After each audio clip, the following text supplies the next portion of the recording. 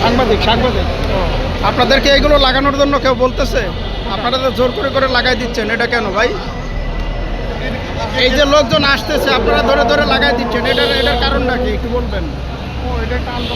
হ্যাঁ, আন্দোলন হইতেছে, ওনারা কি বলতেছে যে আমাদের লাগাই দেন, লাগাই দেওয়ার পরে যার কাছ থেকে যেমন পারতেছেন নিতেছেন, এটা কোন ধরনের কাজ একটু বলবেন? যার কাছ থেকে যেমন পারতেছেন নিতেছেন, এটা কেন? হ্যাঁ ভাই, কই গেল ভাই? গেল কই? গেল কই?